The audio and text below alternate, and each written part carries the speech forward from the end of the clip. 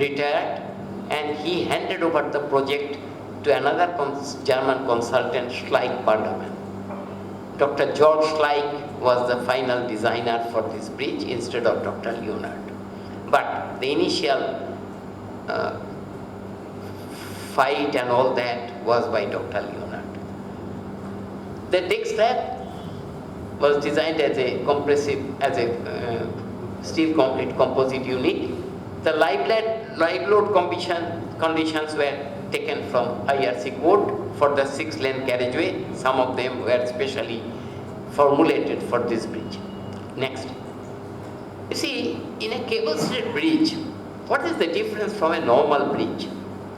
You know, a cable-stayed bridge is a simple structure. It has no redundancy.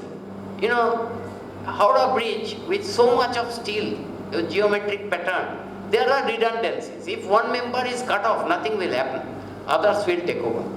But in case of a cable-stayed bridge, it is simple cable. It's a deck girder which is being hung by cables at certain interval. And the force goes to the top of the tower or in the body of the tower, and the tower is permanently in compression. So you have a tower which is permanently in compression. We have cables which are permanently in tension, and the component of the cable comes in the deck as a compression. So you have a triangular frame of compression tower, cable in tension, and the deck in compression. So where is the complication? The complication is that all these support by the cables are flexible support. So it's a beam on flexible foundation. You have springs. The cables are like springs, and the girder is supported on springs, each of which have got different stiffness. And therefore, this deck is supported on flexible support. And as you go on erecting from the tower outwards, every piece causes different tension in the cable. The first cable and the first deck, when it is fixed, has certain tension. The next piece is added onto the deck, and the second cable is put, the tension varies. And as the tension varies, its length also varies. So that it's a tremendously flexible arrangement. And every stage of the work, you have got to calculate what should be the length of this cable and fix it accordingly. Next. The cable, that's what is mentioned here, cable elongations were calculated for each subsequent erection stage, and adjustments were provided. So as the erection goes on, you have got to go on adjusting the cables. Tower will be tilting depending on the loads which are coming from the cables, and you have got to provide for that. So at every stage, the design office has fed the site what should be the length of the cable, how much should be adjusted, and how should we continue with the erection, whether we should continue or we should correct it. Aerodynamic stability is an important question for any cable supported bridge, and here also aerodynamic test was done in IISc Bangalore and also at Stuttgart, Germany by Dr. Schleich, and it was found that with the deck arrangement as it is, it behaves like aerodynamic foil, and therefore it is very stable in wind condition. Seismic effects were checked by the Earthquake Engineering Institute of Earthquake Engineering in Roorkee. They made a model test, and fortunately, for like all cable supported bridge, it was not found to be vulnerable to earthquake, because after all it is flexible. Anything rigid is resistant to earthquake, but anything flexible can hang by itself. Now, while we talk about design, we must realize that we have gone beyond slide rule days, but we were still in days when such calculation had to be done manually. Every cable extension and its effect had to be worked out manually, the strains found out, and then adjustment done, and for every stage the cable length had to be checked, had to be cross-checked. Drawings were made by hand on tracing paper. My young friends will find this absolutely unacceptable. And of course, the result of that we cannot read any of the drawings today. Whatever drawings have been kept, they are hardly legible. And all the work, this design work, had to be done manually, and the HRBC team, design team, headed by Shailapati had been following this calculation regularly, and they had to clear it before work could be done. Now these are the design challenges. Now what are the construction challenges? The Pier 1 is a simple, behind the Princep Ghat. So it is just like any other foundation on dry land. So it was simple and easily accessible. For Pier number 2 on the Calcutta bank, soil was extremely soft and it was not able to carry the weight. So it was decided that the inside of the well will be kept dry, no water inside, so that the weight can be reduced to that extent. Now how can you achieve that in a well with a plug which is porous? So it was decided that there will be a RCC slab seal above the plug so that the inside will remain dry. And to achieve that, there are a lot of problems. Even for forming a plug which will not have porosity was a big issue, and that is why a different form of construction, the this with the stone and grouting, a different form of plug construction was taken up. And then, even then, the seal could not be formed easily, and it had to be done with lot of care. The seal had to be done at a later stage. Concrete was done for the plug, and then on top the sleeve was done. But the real big challenge was for construction of the Pier 3, which is inside water level varying every day 4 times, and there is always a chance of some vessel coming and hitting it at night, and people had to work there all the time in that island which was created with various facilities, and every day was a challenge at every moment. The steel casing, now all these wells were formed by forming a steel casing and then filling it up with concrete. The steel casing had to be fabricated on Calcutta bank and then tilted and floated in the river, and then took by tugs like a ship onto its location and perfectly anchored. Any variation in location will cause tremendous problem to the superstructure. I will show you some pictures next. You see, the Pier 1, as you can see, already the approach spans have been started to be constructed, and this is the Pier 1 near Princep Ghat. It's done without any problem. But then came the caisson for Pier 3. As you can see, these caissons had 9 chambers, and instead of there are 2 caissons, of course, you can see both, and they had 9 chambers. So sinking was done by extracting soil from all the 9 chambers simultaneously. What was done in the case of Howrah Bridge on 21 chambers, here it was 9 chambers. And I will show the next picture.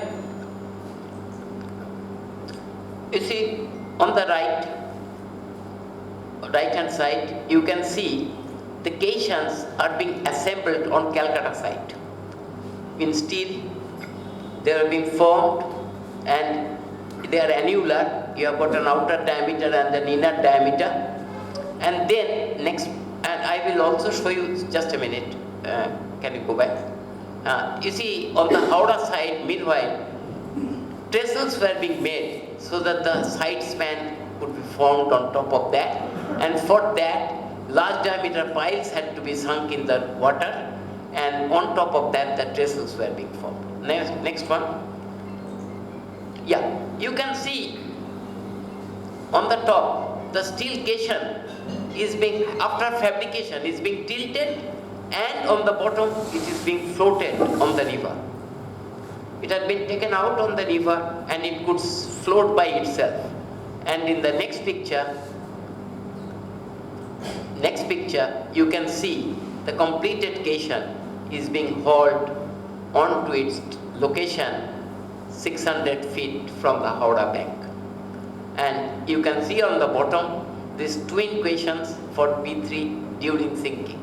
You see there are two caissons on two sides, cranes are there, floating cranes, and from there concrete was being brought. On the foreground you can see a passage through which communication was being kept with those caissons, and it had to be continuously fed with concrete, and grabbing was going on, and that is how the sinking started.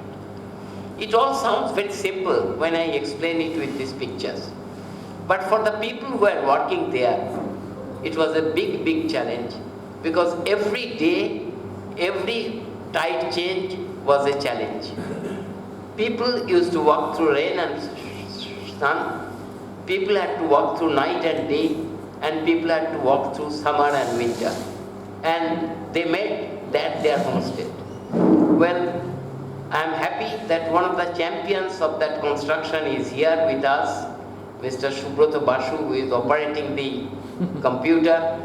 He was in Gammon, he worked for 10 years, and he was a part of this construction story.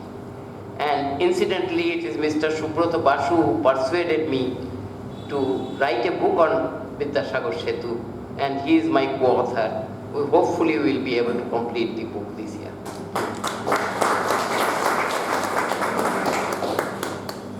Next. You see, this was another difficult piece of work. There was a precast beam connecting the two caissons, and a bridge, and you can see a steel truss had to be erected for lowering that precast beam in the proper position. So this was the story of the foundation. Let's move to the superstructure. Now, what were the challenges? Am I taking too much time? No. Not at all. I think everybody is enjoying the story. Okay. If it was, some of the other places you talk in my club, 8 o'clock and people will leave. Now, erection work at the site started with the towers. Naturally, the first thing to erect was the tower. And from the tower, cantilevering started on both sides of the tower, symmetrically, so that there is no imbalance on the tower. Now, for the side spans, temporary trestles were erected so that you have a control on the deflection. On the Calcutta side, it was simple, you could erect trestles on the ground. But on the Howrah side, as I showed you, we had to do pile inside the river. On top of that, pile cap was done, and on top of that, trestles were constructed. And incidentally, all these erection scheme had been prepared by BBJ even during tendering, because pricing was an important issue at that time. Afterwards, it became simple, it became almost item rate. The erection of the tower on Howrah side, these towers were with box girder, rectangular boxes, 3 meter by 3 meter. The size was determined by what the Calcutta roads can allow, because the boxes were fabricated at Jessops, at Dum. To bring to the bridge side, you have to come through underpass. Railway lines are there, so that special trailers were designed for bringing the boxes from Jessop. And the box girders were designed at 2 meter by 3 meter, which were later changed into plate girder. So the boxes came in that form, and they were put one on top of the other, and splicing was done. Cable, erection was cable first of all, handling of the cable was a new item. Even though India is given the credit for developing suspension bridge, it in fact developed in the lower Himalayas, but India had forgotten doing cable supported bridges for hundreds of years. No cable supported bridge, proper bridge has been done. Some unsteepened bridges were done in the tea gardens and all that, but otherwise India had not been involved in doing cable supported bridges at all. So these cables were new items for the construction industry, and they were laid on the deck for strengthening, for straightening, and then they were encased in UPVC tubes and then grouted with hematite grout so that the cables, the steel cables, are protected against corrosion. And progressive stressing and straining of the cables had to be done following the calculations which were being provided by the designers. Next. I shall be finishing in 10 minutes. You can see the erection of the tower and the deck projecting out from the tower. On the right hand side you can see one of the tower boxes being lifted. It is not very clear in the picture, but on the barge, on the raft over there are 4 of these tower pieces there, and which is being lifted by the crane on the top. That was a specially designed crane which was on the tower, climbing with the tower simultaneously and lifting the pieces and erecting them. And it is one of those cranes on the Howrah side which collapsed. I have Mr. Achyut Ghosh here, who had been deeply involved in that saga of repair and replacement of the crane. Next, you see erection of the deck. You see, this is the deck structure. There are after the new design, there were 3 plate girders which were longitudinally. 2 of the outer plate girders were connecting the cables onto them, and the central plate girder was there at the center, and there are cross girders. You cannot see in this picture, but there are shear connectors also fixed on top of that so that the deck could be composite. Next. Now, a little bit about the cables. This, as I said, these are new technology for the Indians. These were formed with 7 mm dia wires manufactured at Usha Martin Cable in Tatti Silwai, Ranchi. They had installed a pre-stretching plant for this bridge in particular, and this HDP duct, the thickness HDP was varying between 8 mm to 11 mm. The number of 7 mm wires, you can say minimum is 102 and the maximum was 277, and which made the diameter also from 140 mm to 200 mm. The cables vary according to the forces of the cables and the way the cables were lifted. Next. You see, they were stretched on the deck and then they were lifted with a crane, as you can see,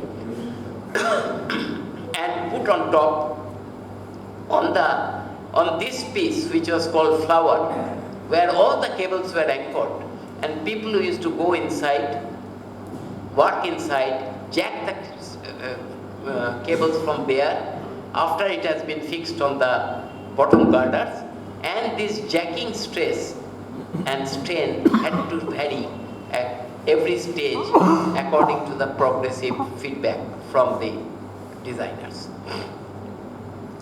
Next, you can see this gentleman happily sitting on the girder which has just been cantilevered out. This is one of the main girders.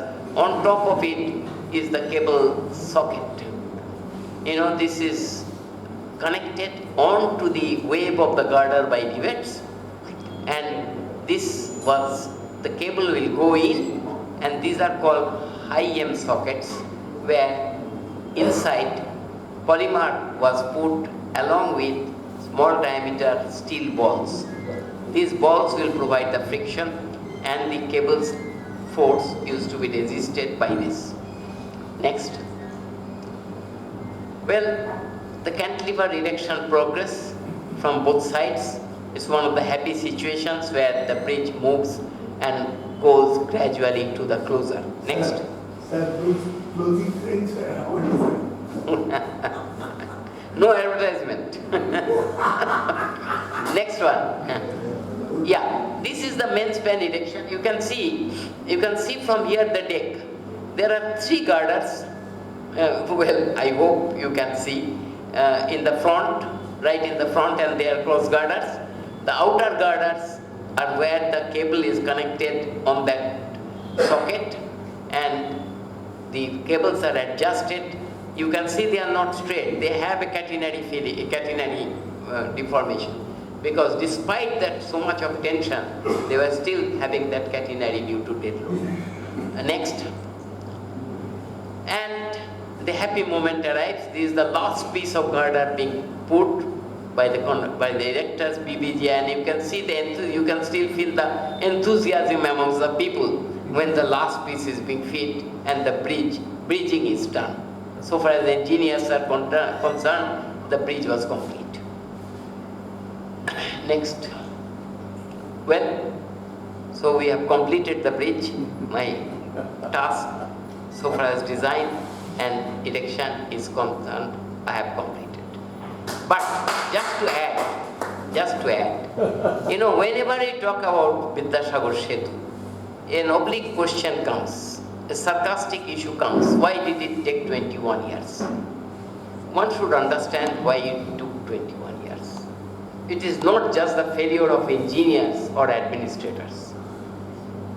As I mentioned, we always feel defensive. I at least feel defensive, because though I have not been involved during the construction, the tendering was done. I was totally involved, and I had prepared the tender design and the tendering process. And after that, I left the job after waiting for 7 years, thinking that it will not be completed in my professional time, so I changed my ship. But the bridge continued. Now, 7 years were lost in this imbroglio between the British and the German designers. As we used to talk jokingly, they were fighting the Second World War over again between the designers. The next, this Pier 2 on the Calcutta bank, it met with huge timber boats which had got sunk there, and also huge anchors and the chains, and sinking was stopped. It took lot of time, and those timber boats timber had become as hard as steel. It was not possible to even drill them. So that took lot of time. And then of course, in the Pier 3, which is largest ever caissons sunk in India, and in a tidal river, and in water. And as I said, it really required heroics to complete that task. It took more time than it was estimated. Then the pylon crane, which failed. And with that failure came indecision and fear. And nobody was ready to take decision. It took a lot of time to find out the workable decision and solve that problem. Then to cap everything, there was the steel. This time, Indian steel manufacturers did not rise to the occasion. They were not ready to supply such small quantity of steel, because steel was in high demand and they wanted to sell only where they will make maximum profit. So steel had to be imported. Same Tata Steel did not come forward like they came forward in Howrah Bridge. There was of course a difference. We were colonized at the time of Howrah Bridge, but we had become independent and therefore we are free. We did not want to supply to our own country, we wanted to export. So steel had to be imported from East European countries, and the certificates which had been given were trusted. The consultants also trusted them. Fabrication was done, cross girders were put in position, erected, and after that it was found that there is lamination in the steel, and they had to be dismantled, brought back and new steel obtained and fabrication done. This also added to the delay. And the uncertain financial situation of the world at that time. Things were changing every day. Prices were uncertain. Quotations were no more honored.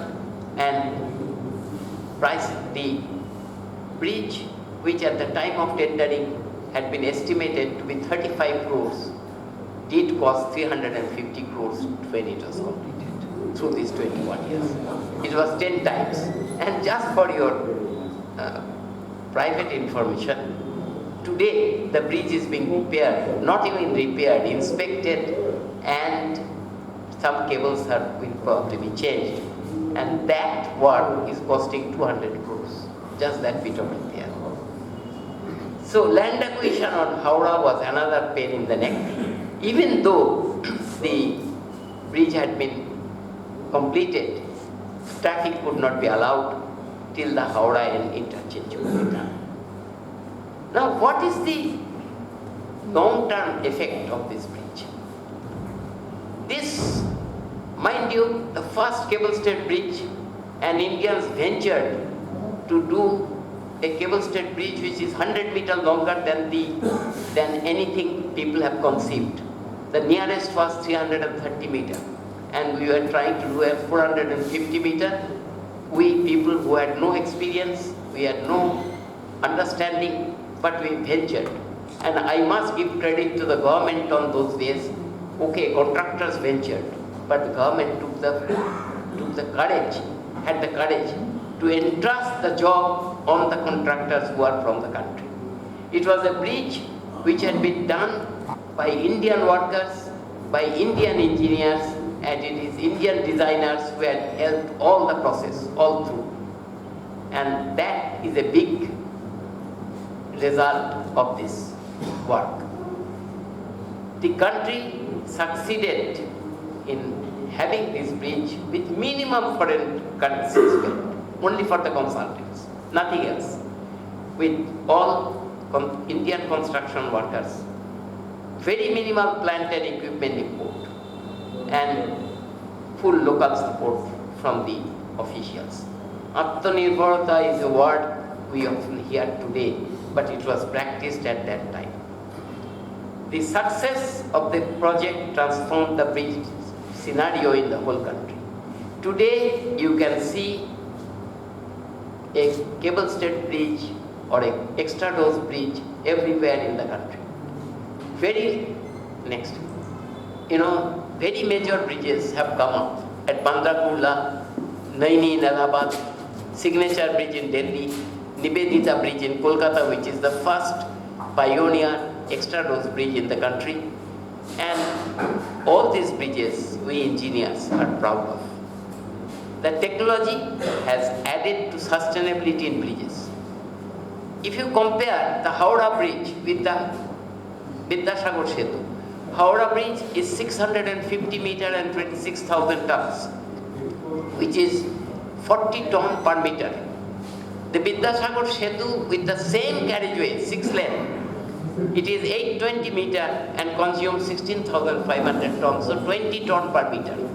So steel consumption has been halved, and this is a big addition to sustainability, because every ton of steel that you use produces 2 tons of carbon dioxide. So by reduction of this steel quantity, it adds to sustainability of the world. We are proud to have 3 bridges of world repute. The Howrah Bridge, which is still a world record holder, the Vidyasagar Setu, which lost its opportunity to become a world record holder, and the Nivedita Setu. But we Indians are proud of these bridges. Now, before I conclude, I will just read out from a paper which was presented by Mr. Amitabh Banerjee, who was the chief project manager. He was the PWD chief engineer, and Amitabh Da to me, and very, very, very good designer and engineer. He presented the keynote address to a IABC seminar which was held to celebrate this bridge. in 1995, and I quote, "It is a tribute to Indian engineering skill, dedication, sincerity, ceaseless toil, and undaunted work, in spite of hazards and calamities shown by the designers and site engineers of HRBC and the construction agencies who work like a perfect team in full harmony and in cooperation of the consultants, worth to be written in the letters of gold in the history of Indian engineering. This bridge stands not only as a piece of beauty, but also as a source of inspiration to the engineers of the country in their march to the 21st century. It is for the present engineers to evaluate whether it does or not, but these are words which encourage us. Thank you very much for this opportunity of